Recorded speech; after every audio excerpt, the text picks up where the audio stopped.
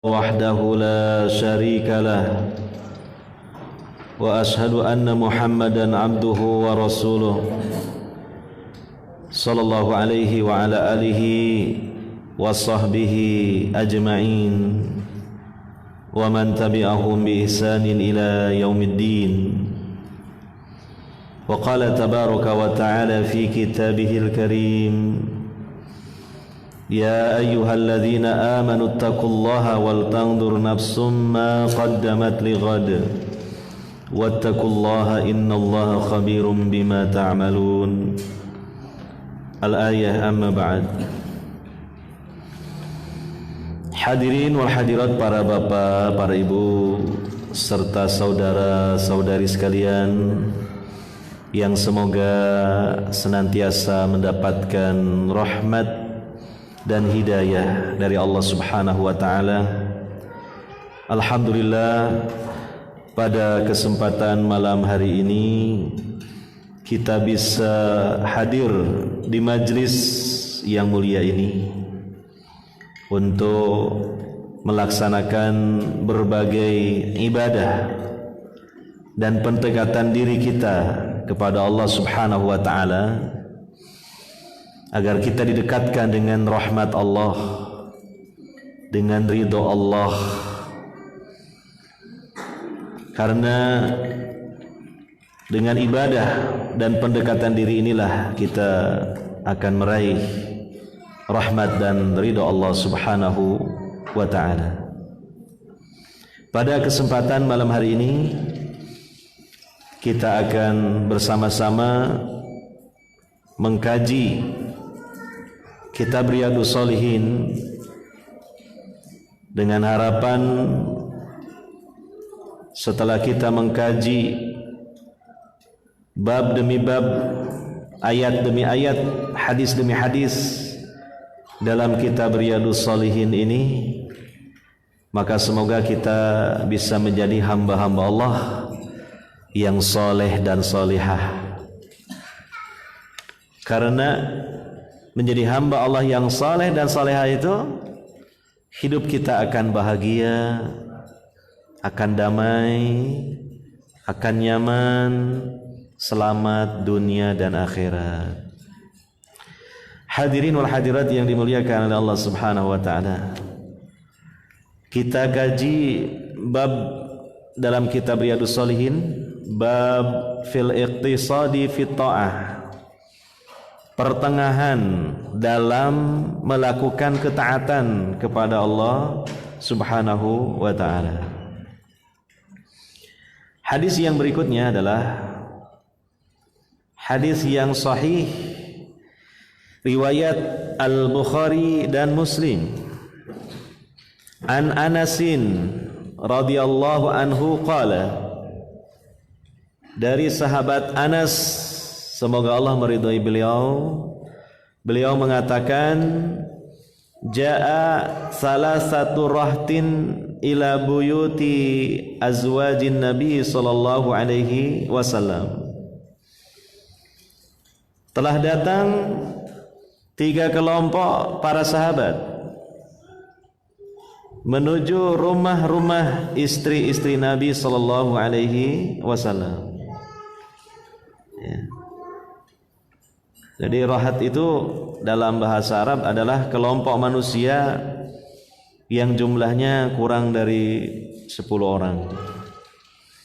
Sehingga kalau 3 rahat ini berarti cukup banyak orang-orang yang datang menuju rumah istri-istri Nabi sallallahu alaihi wasallam. Tapi mereka datang bukan untuk ngeluruk, bukan. Mereka ada keperluan dalam urusan kebaikan, dalam urusan agama. Nah, kita tahu dari penuturan berikutnya dari sahabat Anas bin Malik ini, yas'aluna an ibadatin Nabi sallallahu alaihi wasallam. Mereka bertanya tentang ibadahnya Nabi sallallahu alaihi wasallam. Ya, mereka ingin mendapatkan informasi yang lebih lengkap, bahkan akurat, karena dari wanita-wanita yang sangat dekat dengan Nabi SAW, sebab mereka adalah azwaj an-Nabi sallallahu alaihi wasallam, istri-istri Nabi sallallahu alaihi wasallam. Karena aktivitas-aktivitas yang dilakukan oleh Nabi sallallahu alaihi wasallam di rumah beliau tentu tidak mungkin semuanya diketahui oleh para sahabat. Sebab itu kan tertutup. Sebab itu kan berada di dalam rumah Nabi sallallahu alaihi wasallam. Tentu yang lebih tahu ya, setelah Nabi sallallahu alaihi wasallam sendiri adalah keluarga beliau, terutama istri-istri Nabi sallallahu alaihi wasallam. Maka inilah yang dijelaskan oleh sebagian ulama, salah satu hikmahnya bahwa Nabi kita ini menikah, memiliki istri, bahkan istrinya lebih dari satu. Hikmahnya adalah para sahabat dan para tabi'in hingga sampai kepada kita mendapatkan informasi yang lebih lengkap tentang aktivitas Nabi sallallahu alaihi wasallam di dalam rumah beliau. Apa yang dilakukan oleh Nabi sallallahu alaihi wasallam, ibadah apa yang dilakukan oleh Nabi sallallahu alaihi wasallam di dalam rumah beliau, bagaimana muamalah, perilaku dan sikap Nabi sallallahu alaihi wasallam terhadap keluarga beliau, sehingga nantinya menjadi informasi ilmu yang tentu menjadi qudwah bagi umatnya, menjadi tuntunan bagi umatnya. Dapat kita bayangkan seandainya Nabi kita ini nggak punya istri, taruhlah seperti Nabi Isa gitu, bagaimana? Tahu dari mana kita? Bagaimana sholat malamnya Nabi SAW di rumah beliau? Tidak ada yang tahu. Kalaupun Nabi mengangkat mungkin pembantu ya, seperti Ibnu Mas'ud atau Anas bin Malik radhiyallahu anhuma, tetapi kan tidak seakrab istri beliau. Nah ini hikmahnya ya. Bahkan ketika Nabi SAW telah wafat pun beliau meninggalkan 9 istri. Dan dari 9 istri itu ada istri yang masih muda dan sangat cerdas. Bahkan ulama sepakat dia adalah wanita yang paling cerdas di kolong langit ini, yaitu Aisyah radhiyallahu anha. Ketika Nabi SAW wafat, usia Aisyah adalah 18 tahun.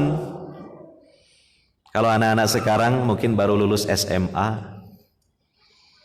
Sehingga dia cerdas, masih sangat segar daya pikirnya dan daya hafalnya. Rekaman tentang Nabi SAW, baik perbuatan Nabi maupun perkataan Nabi SAW, itu disimpan dalam hati Aisyah radhiyallahu anha untuk kemudian disampaikan kepada para sahabat yang lain dan para tabi'in. Maka faktanya kita dapatkan banyak sekali hadis-hadis atau riwayat-riwayat lewat riwayat Aisyah radhiyallahu anha. Jadi itu hikmahnya. Nah, kita lanjutkan ya. Falamma ukhbiru, maka ketika dikabarkan kepada mereka, ka'annahum taqallauha, seolah-olah mereka menganggap itu masih sedikit, seolah-olah mereka menganggap itu masih sedikit, karena mereka itu tergolong para sahabat yang begitu semangat. Kalau bahasa kita itu ngejos ibadahnya itu. Ketika disebutkan oleh para istri Nabi SAW tentang ibadahnya Nabi SAW di rumah-rumah mereka, mereka menganggap masih ta'akhir. Sungguh ada jaminan ampunan dari Allah Subhanahu wa ta'ala, sehingga kalau porsi ibadah seperti itu untuk kami ya masih kurang gitu. Sisi lain, sisi positifnya itu betapa heres, semangat yang tinggi ya di dalam melakukan ibadah dan kebaikan. Mereka orang-orang yang dahaga pahala, haus kebaikan gitu. Sisi lain seperti itu ya, sisi positifnya. Tetapi ada sisi negatifnya, ya ini yang akan kita bahas, yang kemudian nanti ditegur oleh Nabi sallallahu alaihi wasallam, diluruskan kebengkokan mereka oleh Nabi sallallahu alaihi wasallam. Qala ahaduhum, salah satu dari mereka berkata, amma ana fa usallil laila abada. Adapun saya ini selalu sholat malam untuk selama-lamanya. Ya, artinya dia bahkan tidak tidur sama sekali semalaman, sholat terus, full sholat. Wa qala al-akhar, berkata lagi yang lainnya, wa ana as-sumud dahra abadan wala uftir. Sedangkan aku ini puasa tiap hari selama-lamanya dan tidak berbuka. Artinya tiap hari puasa terus, malamnya tidak puasa, siangnya puasa terus gitu. Iya. Itu pengakuan salah seorang dari mereka. Wa qala al-akharu, dan yang lain lagi, orang yang ketiga berkata, wa ana a'tazilun nisaa, membujang. Jadi dia punya niat membujang seumur hidup. Ya. Dia mungkin mirip menempuh gaya hidup rahib, ya. Tidak mau menikah seumur hidup,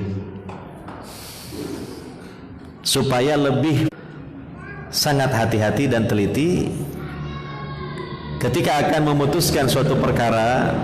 Nabi tasabbut dulu, jadi memperjelas dulu dan mengklarifikasi dulu permasalahannya. Jadi Nabi SAW ngecek dulu, bertanya dulu kepada sahabat-sahabat itu, kaliankah yang mengatakan begini begitu?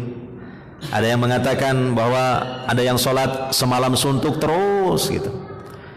Ada yang mengatakan berpuasa tiap hari seumur hidup gitu, niatnya seumur hidup. Ada yang tidak mau menikah seumur hidup gitu. Apakah kalian itu mengatakan seperti itu? Nah, maka tentu dijawab oleh mereka, ia mengiyakan, ya mereka seperti itu. Kemudian Nabi SAW mengatakan, ama wallahi inni la akhsyakum lillah wa atqakum lahu. Ketahuilah, demi Allah. Nah, kalau sudah bersumpah begini, ini kan tujuannya untuk menegaskan, gitu loh. Untuk menegaskan. Ya, beda antara ada sumpah dengan tidak, ya. Kalau ada sumpah itu ditakkid untuk mempertegas, benar-benar, sungguh-sungguh, itu. Sampai menyebut nama Allah Subhanahu wa Ta'ala, dijadikan sebagai sumpah oleh Nabi Sallallahu Alaihi Wasallam. Sesungguhnya aku. Nah, ada lagi yang kedua, takkid yang kedua, penegasan yang kedua adalah dengan inni, ya. Dari kata inna, itu adalah huruf li takkid, untuk juga apa? Penegasan juga. Dua kali penegasan. Pertama dengan sumpah, kedua dengan huruf li takkid, untuk penegasan, ya. Dan ini tentu harus diperhatikan. Ini suatu kaidah dalam beragama, dan bahkan suatu akidah dalam beragama. Itu. Kata beliau sallallahu alaihi wasallam, inni la akhsyakum lillah wa atqakum lahu. Nah, diulang lagi penegasan yang ketiga dengan la, itu namanya la li takkid. Kalau antum belajar bahasa Arab akan ketemu itu 3 kali penegasan tuh. Pertama dengan sumpah, kedua dengan inna, ketiga dengan apa? Li tadi, li yang sifatnya ditakkid untuk bersumpah. Lamu takkid namanya, untuk bersumpah. 3 kali. Untuk menegaskan. Lam untuk menegaskan. La akhsyakum lillah wa atqakum lahu. Sungguh ya, aku ini adalah seseorang yang paling khosyah ya di antara kalian kepada Allah. Dan aku adalah seseorang yang paling bertakwa di antara kalian kepada Allah.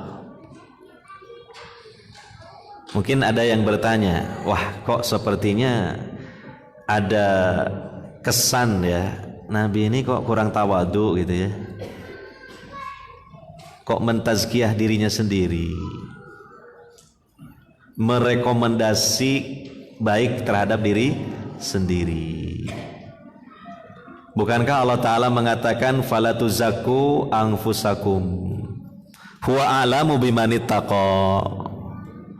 Jangan kalian mentazkiyah diri kalian sendiri. Jangan kalian memberikan rekomendasi bahwa diri ini baik, bahwa diri ini paling baik. Huwa a'lamu bimanittaqa. Allah yang paling tahu siapakah yang bertakwa. Bagaimana dengan ucapan Nabi sallallahu alaihi wasallam ini? Maka jawabannya adalah ini kekhususan untuk Nabi sallallahu alaihi wasallam. Ya, ayat tadi itu untuk umatnya. Wala tuzakku anfusakum huwa a'lamu bimanit taqa. Untuk Nabi SAW ada kekhususan, sehingga pantas, tepat dan benar kalau Nabi SAW mengatakan wallahi inni la akhsyakum lillah wa atqakum lahu. Karena apa? Pertama, Nabi berucap berdasarkan wahyu dari Allah Subhanahu wa taala. Wa ma yantiqu anil hawa in huwa illa wahyu yuha. Tidaklah Nabi SAW berbicara dari hawa nafsunya, tetapi beliau berbicara dari apa yang diwahyukan kepadanya. Kalau itu wahyu, sama-sama wahyu, sama-sama dari Allah, tidak mungkin bertentangan satu sama lain, selaras. Ya. Alasan yang kedua, karena beliau Rasul dan Nabi ya, yang menjadi panutan dan contoh bagi umatnya. Dan pasti Nabi dan Rasul itu memang harus manusia terbaik dari umatnya itu. Jadi ini penegasan sebagai iradah kauniyah ya, kehendak Allah Subhanahu wa taala yang terjadi di alam ini. Bahkan di situ ada unsur iradah syariah, kehendak Allah Subhanahu wa taala sebagai bentuk syariatnya. Ya. Dapat kita bayangkan, seandainya seorang nabi dan rasul itu seseorang yang keutamaannya di sisi Allah masih dikalahkan oleh seseorang dari kalangan umatnya, coba bisa diterima nggak ini? Dari umat Nabi Musa alaihissalatu wassalam ternyata ada seorang Bani Israel yang lebih utama daripada Nabi Musa. Wah, ini kacau jadinya. Apalagi Nabi kita, Rasul kita ini, Nabi terbaik, Nabi penutup, Rasul penutup. Jangan sampai ada keraguan, apalagi ada satu akidah bahwa keimanan dan ketakwaan Nabi SAW itu bukan yang tertinggi. Mungkin saja ada seorang umat Nabi SAW yang bisa mengungguli ketakwaan Nabi SAW. Akidah yang salah itu dan kacau tatanan agamanya Allah Subhanahu wa ta'ala. Jadi maksudnya Nabi mengatakan begini bukan untuk bersombong-sombong diri, tapi penegasan hukum. Dan ini adalah akidah. Kalau sudah akidahnya seperti ini, umat pun akhirnya apa? Tenang hatinya, mantap keyakinannya. Ya, beliau Nabi Rasul pasti yang terbaik. Ya, beliau Nabi dan Rasul berarti menjadi panutan dan tuntunan buat umatnya. Yang namanya panutan dan tuntunan pasti manusia yang terbaik daripada umat yang mengikutinya, kan gitu. Bisa dipahami? Ini akidah seperti ini. Jadi yang dimaksud dari ucapan ini bukan bersombong-sombong diri. Penegasan akidah dan hukum di sini. Apalagi ini terkait dengan kasus 3 kelompok sahabat yang masih merasa kurang dengan syariat yang ada, sehingga maksudnya dikhawatirkan mereka akan melampaui dari melaksanakan agama yang telah digariskan dan dilakukan oleh Nabi SAW. Maka Nabi menegaskan dengan mengatakan, ama wallahi inni la asyakum lillah wa atqakum lahu. Ya, tentu mereka ingin mengejar derajat ketakwaan. Lah kalau tidak diberikan suatu batasan dan garis yang jelas dari ucapan Nabi SAW ini, khawatirnya mereka melakukan suatu ibadah, suatu syariat yang tidak diajarkan dan tidak diamalkan oleh Nabi SAW, kemudian hingga mencapai suatu keyakinan mereka bisa mengungguli prestasi ketakwaannya daripada Nabi SAW. Bisa dipahami? Itu sangat tepat, sangat benar, sangat layak. Nabi SAW mengatakan, wallahi inni la ahsyakum lillah wa atqakum lahu. Kita lanjutkan. Lakinni asumu wa uftiru. Tapi aku ini puasa dan juga berbuka. Tidak tiap hari puasa. Ada hari-hari yang Nabi itu tidak berpuasa. Bahkan ada hari-hari yang memang diharamkan dalam syariat Nabi SAW untuk berpuasa. Al-Idain, Idul Fitri, Idul Adha. 3 hari setelah Idul Adha yang disebut dengan Ayyamut Tashriq. Iya kan? Terus mana lagi?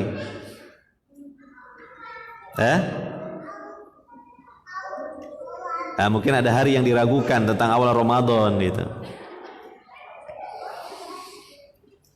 Ya, tidak boleh berpuasa bahkan di situ. Salam kadang berpuasa, kadang tidak gitu. Ya. Itulah Nabi Sallallahu Alaihi Wasallam yang telah mencapai derajat tertinggi dalam ketakwaan. Tidak tiap hari apa? Puasa.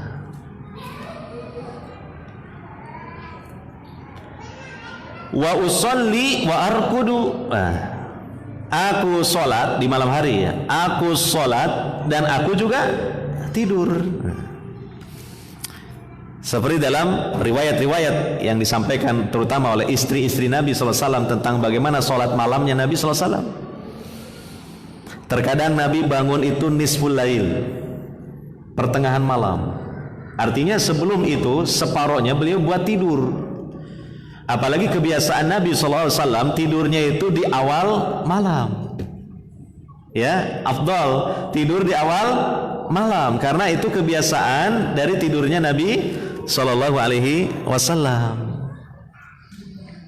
Kecuali kalau kita begadang malam itu karena ada urusan yang penting semacam melakukan ibadah, yaitu mungkin thalabul ilmi, ya, menulis karya ilmiah, ya, itu pun tidak kemudian sama sekali nggak tidur gitu. Karena Nabi SAW mengatakan, ya, wa fi jasadika alaika haqqo, dan dalam tubuhmu kamu wajib menunaikan haknya. Nah, di antara haknya tubuh apa? Tidur, istirahat. Jadi Islam ini mengajarkan ajaran yang seimbang. Jangan kemudian terporos pada satu sisi yang lain terbengkalai. Itu tidak dikehendaki dalam Islam. Sebisa mungkin semuanya terpenuhi, gitu loh. Ya. Memang namanya sholat malam, ya itu kebutuhan rohaniah. Tetapi jasmaniah juga kan harus dipenuhi. Bahkan pada faktanya ya, dan ini adalah kelemahan manusia yang berbeda dengan Allah Rabbul Alamin, di mana Allah itu la ta'khudhuhu sinatu wala naum, tidak memiliki sifat apa? Tidur, bahkan tidak apa? Mengantuk, gitu. Sedangkan manusia tidur dan mengantuk dan tidur. Ya kan? Itu manusia, itu kan? Ya. Nah, ketika seseorang itu malam harinya tidak tidur, bahkan mungkin beberapa malam tidak tidur, apa yang terjadi? Tidak seimbang jasmaninya, bahkan berpengaruh psikisnya pun menjadi labil. Betul? Bisa dirasakan sendiri kan? Atau orang-orang yang mengidap penyakit apa? Insomnia, sulit tidur. Karena faktornya macam-macam lah. Tidak bisa tidur itu mungkin punya utang banyak, belum bisa bayar gitu.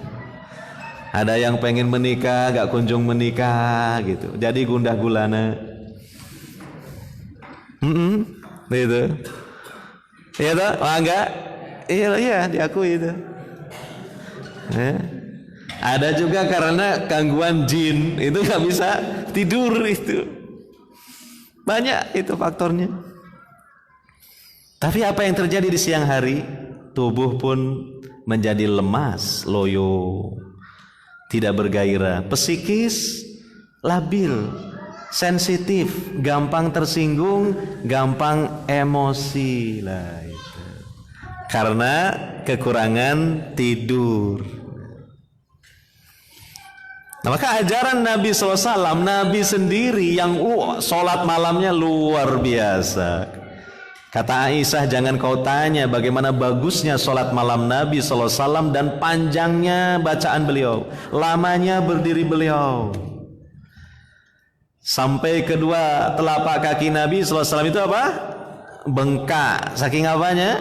Lamanya berdiri, artinya panjangnya bacaan yang dibaca setelah surah Al-Fatihah dalam sholatnya. Ya. Kadang Nabi bangun tengah malam, sholat malam sampai mendekati subuh. Baru kemudian beliau setelah mendekati subuh ya, mendengar adzan subuh, ya beliau sudah menyelesaikan sholat malamnya itu. Kemudian beliau melanjutkan sholat sunnah qobliyah, sholat subuh yang ringan. Setelah itu beliau berbaring sejenak. Akan dibahas di kitab Riyadhus Shalihin ini juga. Nabi berbaring di rumah beliau dengan bagian tubuh sebelah kanan ada di bawah. Sampai kemudian muadzin mengumandangkan iqamah, beliau bangkit lalu menuju masjid karena masjidnya dempet dengan rumahnya. Kalau imam kita bagaimana? Terlalu jauh. Maka di situ ada sunnah berbaring sejenak. Bagi imam, bukan bagi makmum. Jangan salah memahami. Karena apa bedanya? Kalau imam itu ditunggu, sedangkan makmum itu menunggu. Disitulah bedanya. Lah kalau makmumnya semuanya berbaring, bagaimana? Ya. Masbuk semua itu. Bukan lagi masbuk, nanti bikin jamaah baru, gelombang kedua. Itu. Apalagi rumahnya berjauhan lagi. Ini bagi imam.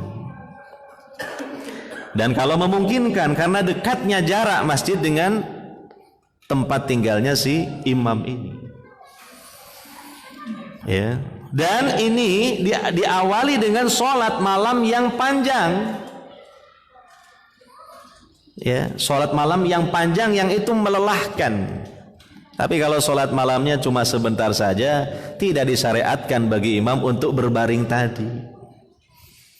Dia bangun, dia menjelang subuh. Sholat tahajudnya cuma witir 3 rakaat.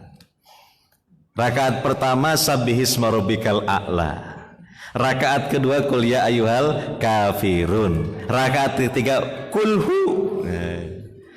Itu enggak disyariatkan untuk berbaring tadi. Karena apa? Enggak lelah itu. Cuma pendek begitu saja. Iya. Nah, jadi di situ ada unsur penyeimbangan, ada berbaringnya itu tadi.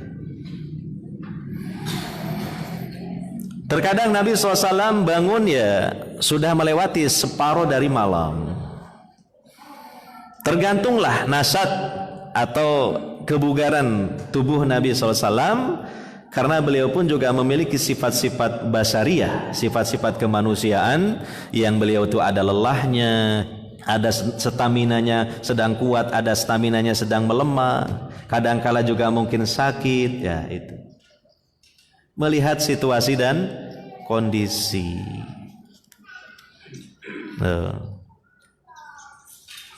Itulah sholat malamnya Nabi Sallallahu Alaihi Wasallam. Dan Nabi tidur. Bahkan ya kalau seseorang itu yang sudah punya istri atau juga seorang wanita yang punya suami, ya, di malam hari itu kan waktu yang paling tepat untuk bersedekah dalam tanda kutip gitu. Lah kalau semalaman suntuk cuma dipakai sholat, gimana kira-kira kalau begitu? Ada hak lain yang terbengkalai, dan itu menjadi pemicu huru hara dalam rumah tangga. Bagaikan bom waktu yang suatu saat nanti akan meledak dengan dahsyat gara-gara masalah itu dalam tanda kutip juga. Betul kan? Nah, gara-gara apa? Semangat sholat malam semalam suntuk itu. Sampai akhirnya istrinya pun merasa suntuk dengan suaminya. Iya, dan ini pernah dikeluhkan oleh seorang istri dari sahabat, yaitu sahabat Abu Darda itu, bahwa Abu Darda ini sholat malam terus, nggak tidur-tidur. Istrinya itu nggak disentuh, sehingga tampilan dari istrinya Abu Darda itu acak-acakan. Karena apa? Percuma dandan, nggak dilirik belas karo bojoku, itu nggak seimbang sudah. Masalah kan? Ya, disitulah hikmahnya. Kenapa Nabi mengajari beliau tidur, bangun, kemudian sholat malam. Tidak dari awal malam sholat malam sampai akhir malam, tidak. Ada apa? Tidurnya di situ. Ya. Dan juga dengan Nabi SAW tidur, itu pun kan ada sunnah-sunnah yang begitu banyak sebelum tidur. Zikir, doa-doa yang sangat banyak sebelum tidur. Lah kalau orangnya tidak tidur, bisa diamalkan nggak zikir dan doanya? Bisa nggak? Ada orang nggak tidur sama sekali. Ngapain baca Bismika Allahumma amutu wa ahya tapi melek terus? Ya, bagaimana itu? Nggak cocok itu. Itu kan doa dan zikir yang zawatul asbab, yang memiliki sebab, yaitu apa? Karena mau tidur. Gitu. Ya. Ada tuntunan Nabi SAW bagaimana menyikapi mimpi. Mimpi yang menyenangkan, mimpi yang menakutkan. Ada tuntunannya itu, ada sunnahnya itu. Lah kalau orang nggak pernah tidur, mimpi dari mana? Bisa nggak mimpi kalau orangnya nggak tidur? Nggak bisa. Disitulah. Kalau diperinci begitu luas itu hikmahnya dari apa yang dilakukan oleh Nabi SAW. Tidak menghabiskan seluruh malamnya untuk sholat saja, tetapi ada sebagian juga untuk apa? Untuk tidur. Gitu. Nah, dan dalam tidur itu terdapat ayat Allah itu, tanda-tanda kebesaran Allah, dan pelajaran bagi orang yang hidup tentang tidur itu. Pelajaran tentang kematian, pelajaran tentang berbangkitnya manusia nanti dari alam kuburnya, itu dari tidur. Coba. Belum lagi manfaat yang lainnya dari tidur itu tadi, merefresh rohani dan jasmani. Seambrek-ambrek hasil penelitian para ahli tentang manfaat tidur. Silakan dibuka di Google lah kalau itu. Kalau itulah ya, silakan manfaat tidur itu apa. Nah, ya kan? Loh, ini loh mengajarkan keseimbangan dalam syariat kita ini. Iya, enggak kemudian berpatokan hanya kepada semangat yang menggebu-gebu, tapi tanpa pertimbangan ilmu di situ. Iya. Kemudian kata Nabi SAW selanjutnya, wa atazawwajun nisa, dan aku pun menikahi wanita, bahkan para wanita. Itulah. Makanya kalau kita ngaku jadi umat Nabi SAW itu coba berusaha mengikuti beliau dalam segala hal. Kalau dalam diri antum sebagai laki-laki yang dewasa nggak ada rasa senang kepada wanita, perlu dibawa ke bengkel moral itu. Perlu dibawa ke bengkel apa? Moral itu. Bengkel psikologis itu. Karena manusia yang jadi idola dan panutannya aja suka wanita dan menikahi wanita. Kata Nabi SAW, yang membuat aku suka dari dunia kalian itu dua. Pertama apa? Wanita. Yang kedua apa? Minyak wangi. Minyak wangi. Nah, ini tukang minyak wangi jangan dipotong cuma minyak wanginya saja, enggak, sama wanita gitu. Dan saya yakin para wanita sangat suka kalau laki-laki itu menyukai wanita. Dan saya yakin para wanita tidak akan suka kalau semua laki-laki ini enggak suka wanita. Dan ini berbahaya, akan terjadi kepunahan generasi Bani Adam.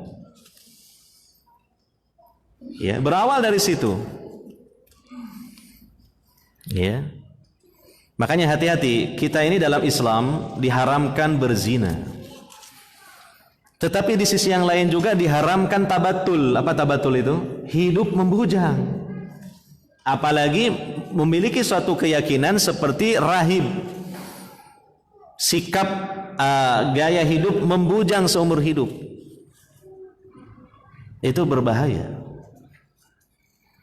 Jadi yang benar itu pertengahan, menjauhi zina tapi tidak menjauhi wanita sama sekali, tidak.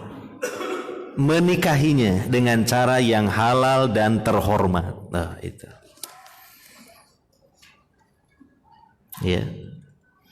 Jadi kalau ada orang suka wanita dibandingkan dengan orang yang tidak suka sama wanita, yang paling bermasalah itu orang yang kedua itu. Tidak suka sama sekali kepada wanita. Dia melihat wanita itu nggak ada bedanya dengan laki-laki. Wah, ini bahaya. Suruh datang ke rumah saya lah itu. Ya, antum coba introspeksi diri, terutama yang jomblo-jomblo ini. Iya, jangan sampai kena bisikan setan itu. Karena banyak kekecewaan dalam ikhtiar untuk mendapatkan wanita hingga dalam taraf frustasi, sehingga moh dan bahkan merasa tidak suka dengan wanita. Ini masalah. Ya, apalagi di dalam menikah dan berumah tangga itu terdapat banyak sekali kebaikan. Nabi SAW mengatakan nisfuddin, separuh dari beragama.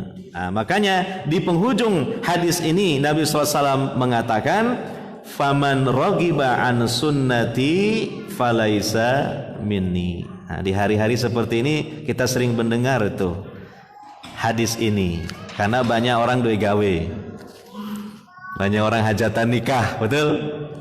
Nah, penceramahnya biasanya itu wa min ayatihi. Nah, itu ayatnya, kemudian hadisnya apa? Faman raghiba an sunnati falaisa minni. Jadi cuma dicomot ujungnya saja kan gitu. Tapi lumayan lah karena itu juga memang hadis Nabi Shallallahu Alaihi Wasallam gitu loh. Hadirin wal hadirat yang dimuliakan oleh Allah Subhanahu Wa Taala. Sementara kita pending dulu untuk dikumandangkan azan di masjid ini bahwa memang waktu sholat isya telah datang. Ya.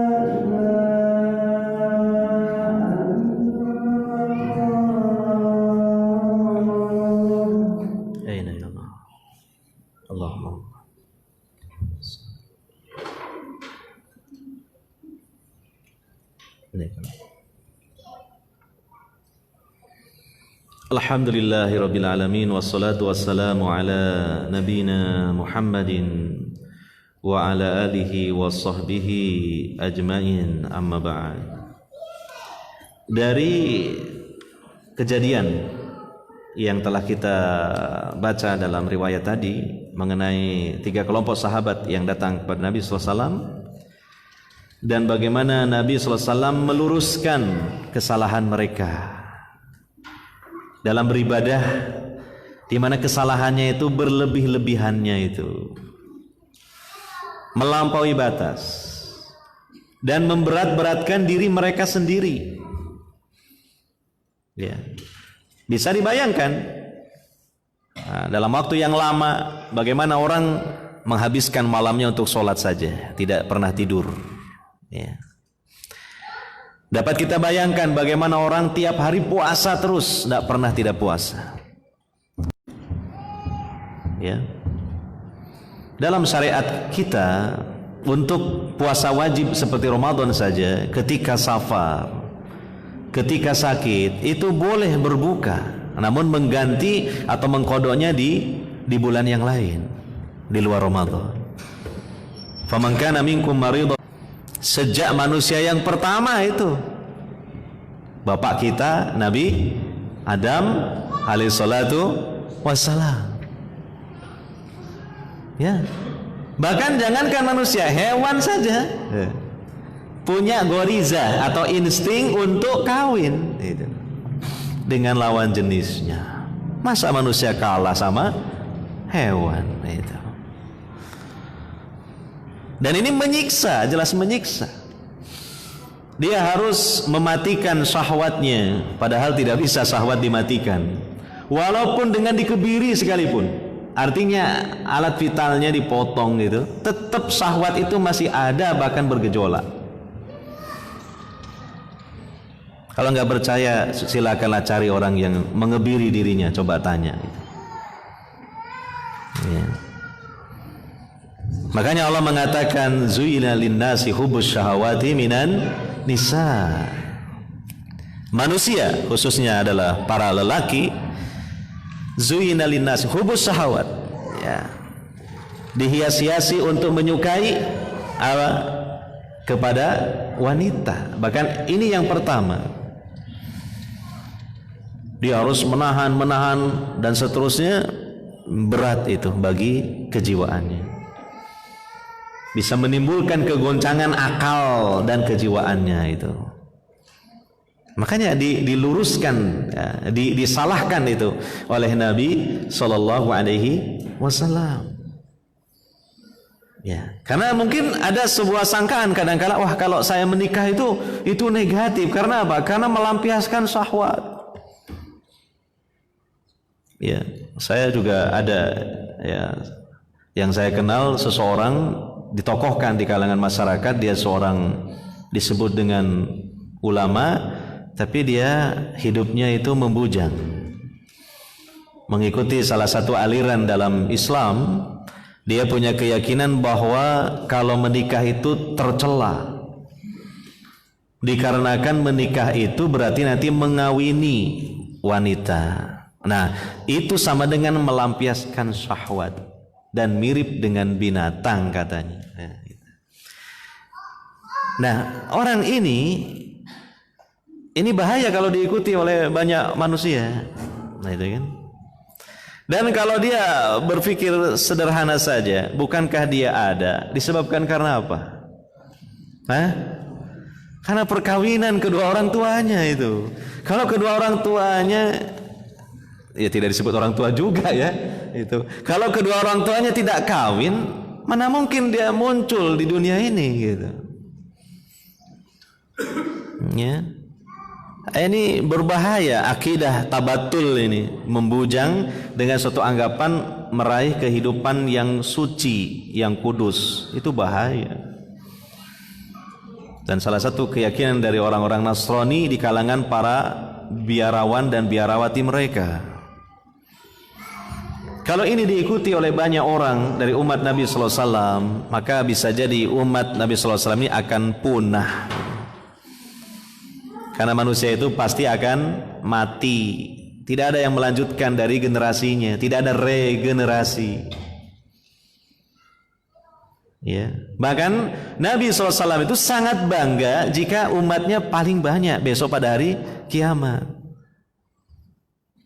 Ana mukatsirun bikumul umama yaumal qiyamah. Saya bangga dengan banyaknya kalian di hadapan umat-umat yang lain pada hari kiamat. Makanya perbanyak keturunan. Lah kalau enggak punya istri, punya keturunan dari mana? Itulah. Bahkan kalau kita bicara lebih dalam lagi, lebih luas lagi tentang keumatan, penting kita itu memperhatikan demografi. Bilangan populasi kaum muslimin itu penting. Dan ini adalah satu hal yang sekarang paling dikhawatirkan oleh orang-orang kafir di daratan Eropa. Banyaknya emigran-emigran terutama dari daerah Arab yang datang ke Eropa, di mana pola hidup orang-orang Arab yang muslim ini suka memperbanyak keturunan. Ya, ini yang mengkhawatirkan bagi orang-orang kafir. Berapa belas tahun kemudian, berapa puluh tahun kemudian, bisa jadi tampillah populasi muslimin di daratan Eropa menjadi mayoritas. Apalagi pada kenyataannya namanya anak-anak itu biasanya ikut agama orang tuanya. Kalau antum mendakwahi orang itu susah, tapi kalau antum mendidik anak-anak lebih mudah, karena anak itu ngikuti agama orang tuanya. Maka Nabi SAW mengatakan, fa'abawahu yuhawidanihi au yumajjisanihi au yunasiranihi. Antum perhatikan itu. Salah satu upaya kaum muslimin meraih kemenangan, kejayaan daripada orang-orang kafir, kita perhatikan populasi kita. Iya kalau sekarang mungkin, tapi besok berapa puluh tahun kemudian, kalau kita suka memperbanyak anak, maka umat ini, umat Nabi Muhammad, umat muslimin ini akan banyak, bahkan menjadi mayoritas.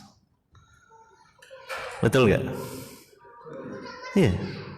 Kalau di sebuah negara musliminnya katakan 25%, kafirinnya 75%, tapi yang kafirin itu anaknya cuma 1, 2, bahkan ada yang nggak punya anak. Tapi yang muslimin yang 25% ini suka memperbanyak anak, minimal dalam rumah tangganya itu ada 5 anak. Coba, tunggu saja nanti berapa belas tahun kemudian, berapa puluh tahun kemudian, apa yang terjadi setelah dihitung-hitung data statistik kependudukan negeri tersebut? Mustahil muslimin tetap berada pada posisi 25%. Mustahil. Bisa jadi nanti terbalik, muslimin 75%, kafirinnya 25%. Itu yang ditakutkan oleh orang-orang kafir sekarang ini. Makanya mari memperbanyak anak. Itu. Nah ya dah. Mau dilanjutkan sungkan kalau ibu-ibu saya ini. Ya sudah sampai di situ aja lah. Memperbanyak anak itu. Ayo. Ya loh. Ya, tapi ini waktunya sudah sempit ini ya. Memperbanyak anak itu, silakan ya. Kalau perlu nanti di masjid ini dikasih award yang anaknya paling banyak gitu. Amin. Kasih penghargaan gitu ya. Ya, yang anaknya banyak itu kan. Nah. Iya, jangan lupakan itu. Seperti sederhana, tapi justru itu yang ditakutkan oleh orang kafir sekarang ini. Membludaknya populasi kaum muslimin. Itu lewat pernikahan. Makanya kenapa saya itu kok selalu sering menggembor-gemborkan, memotivasi untuk menikah gitu loh. Karena itu salah satu upaya untuk meraih kejayaan umat. Dengan pernikahan itu banyak kebaikan nanti yang diraih. Termasuk diantaranya memperbanyak populasi kaum muslimin. Ya, termasuk kita dakwah kepada as-sunnah ini ya. Dakwah kepada as-sunnah ini, kalau kita dakwahi orang, ini kan jarang-jarang mau dakwah sama orang lain. Apalagi kadang-kala dakwahnya kepada orang lain ngandalkan ustadz gitu loh. Ngandalkan apa? Ustadz. Itu tugasnya ustadz ya gitu, salah itu. Gitu loh. Nah kalau memang ada anggapan seperti itu dan memang belum bisa dirubah, oke lah ya, mungkin itu dakwah tugasnya ustadz. Tapi antum silahkan memperbanyak anak itu. Ya. Salah juga. Artinya itu tugas semua kita kaum muslimin untuk berdakwah. Ya. Tapi jikalau ternyata dakwah juga tidak, menikah juga tidak mau, terus bagaimana? Bagaimana umat ini berkembang? Gitu. Ya, di antara mengembangkan umat ini dengan menikah.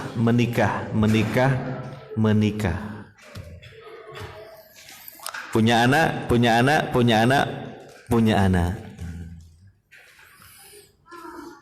Ya, ini. Hadirin wa hadirat yang dimuliakan oleh Allah Subhanahu wa taala. Sebagai kesimpulan dari satu hadis yang pada kesempatan ini kita pelajari adalah dalilun ala annahu yanbaghi lil insan an yaktasida fil ibadah. Itu menjadi dalil bahwa sepantasnya bagi seseorang untuk bersikap pertengahan dalam ibadah. Balian bagilahu an yaktasida fi jami umurihi, bahkan sepantasnya bagi seseorang untuk bersikap sedang-sedang dalam segala urusannya. Ya, li'annahu in qassara fatahu khairun katsir. Karena kalau dia meremehkan, lemas, malas, tentu banyak kebaikan yang hilang. Ya kan? Satu sisi. Di sisi yang lain, wa in syaddada, kalau dia berlebih-lebihan, terlalu memberat-beratkan dirinya sendiri, fa innahu saufa yakilu wa ya'jizu wa yarji'u, maka dia akan merasa bosan, dia akan merasa lemah, akhirnya kembali maksudnya enggak melaksanakan kebaikan itu. Karena apa? Suatu kebaikan kalau dia merasa bosan, dia akan membencinya. Kalau sudah membencinya apa? Dia akan meninggalkannya. Itulah. Betul nggak? Ini rumus. Antum, aktif di masjid, ngurus ini, ngurus itu. Ya juga jangan terlalu berlebihan, jangan terlalu memaksakan diri, memberat-beratkan diri, jangan. Sebab apa? Kita perlu nafas-nafas panjang, karena perjalanan ini masih panjang.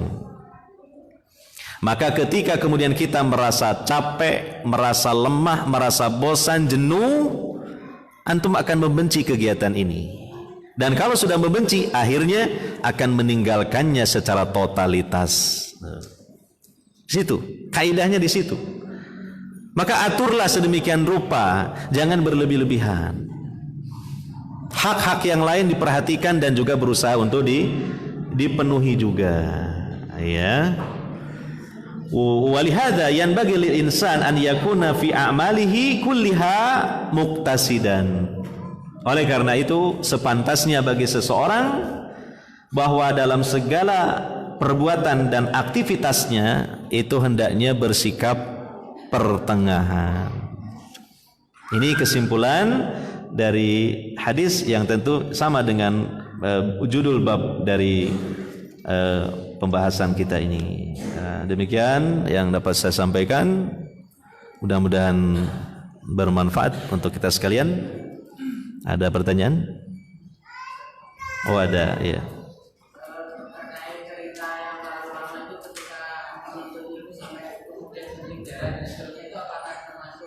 Sampai apa?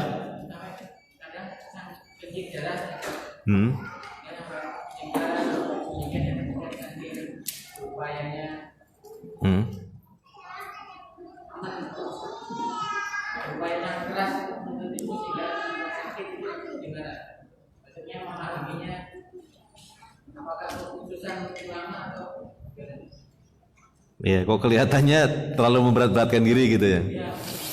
Ya. Yang menjadi timbangan dan ukuran ya toh, masalah kita ini bersikap pertengahan adalah sesuai dengan syariat, sesuai dengan hikmah-hikmah yang dilakukan oleh Nabi Shallallahu Alaihi Wasallam. Gitu. Dan itu berkaitan dengan kondisi serta kemampuan orang kan berbeda-beda. Dan setiap manusia itu kan lebih tahulah tentang kondisi dirinya daripada orang lain. Adapun kalau ada kisah ulama mencari satu hadis sampai melancong ke luar negeri, sampai kesusahan, sampai ada yang kencing darah, ada yang mengeluarkan keringat darah, ya. Itu kita bawa kepada bab mujahadah, bab yang juga sudah pernah kita bahas. Kemampuan untuk meraih kebaikan. Dan kenapa sampai terjadi seperti itu? Karena itu sudah qadar Allah, ya, qadar Allah, ya, takdir Allah Subhanahu wa taala. Karena tidak semua ulama sekalipun yang menempuh perjalanan kemampuan yang maksimalnya, dengan kita itu bersedang-sedang dalam ketaatan melihat situasi, kondisi dan kemampuan kita. Gitu. Ya kan? Toh ulama itu tadi tidak kemudian memaksa-maksakan diri sampai mati gitu mencari hadis, tidak juga, gitu kan? Ya kan? Mungkin ada sesuatu yang kita tidak tahu. Kenapa Imam Nawawi tidak menikah? Ibnu Taimiyah tidak menikah. Atau mungkin kita pahami juga beliau terlambat menikah, keburu wafat gitu loh. Karena Imam Nawawi itu meninggal sekitar usianya 45 tahun. Belum terlalu tua. Ya kan? Jadi jangan menjadi alasan bahwa dengan sebab thalabul ilmi tidak menikah. Bukankah menikah itu adalah pengamalan dari ilmu? Kalau semua sikap thalibul ilmi itu tidak mau menikah demi mengutamakan ilmu, apa jadinya ini? Tatanan ini gitu. Karena nabinya saja menikah gitu. Bahkan menikahi banyak wanita. Nah, jadi itu ukurannya ya, kaidah syariat. Kemudian yang kedua, tiap orang itu situasi, kondisi dan kemampuannya berbeda-beda. Bagi seseorang sesuatu ini belum berlebih-lebihan, tapi bagi orang lain mungkin sudah dianggap apa? Berlebih-lebihan karena kondisi kemampuannya berbeda. Itulah. Apa? Sebentar, jangan dulu diganggu. Saya sedang asik menjelaskan, Mas ya. Gitu. Gitu, Pak ya. Relatif, masalah berlebih-lebihan atau tidak itu relatif. Tiap orang kan berbeda-beda. Ya kan? Masa disamaratakan? Kondisinya kan berbeda-beda.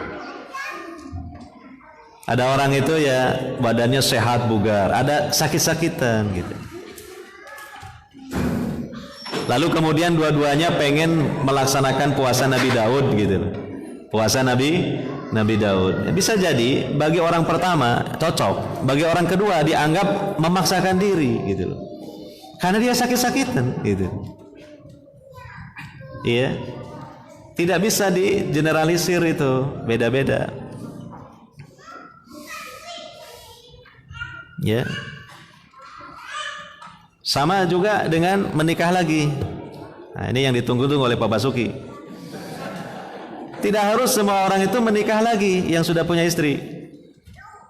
Nah, ini yang ditunggu-tunggu oleh ibu-ibu. Ya, lihat dulu situasi kondisinya. Mungkin timingnya nggak tepat, itu belum saatnya. Kalau ujuk-ujuk harus langsung ngikuti Rasulullah ya, yaitu ta'adud zaujat ya.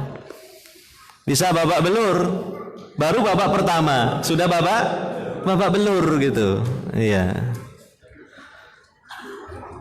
Mungkin istrinya pun tidak dikondisikan, belum siap. Lebih siap dia menuntut cerai daripada dipoligami. Lalu kemudian si laki-laki punya satu kaedah, lebih baik minta maaf daripada minta izin. Nggak bisa kaedah itu diterapkan oleh setiap lelaki itu. Paham? Paham nggak? Pak Babas bilang insya Allahnya kok kurang semangat gitu. Gitu. Lihat dulu ya situasi kondisinya. Belum kondusif sudah berangkat. Nah, itu. Ya, jadi ini juga masuk dalam kaidah ini itu. Iya.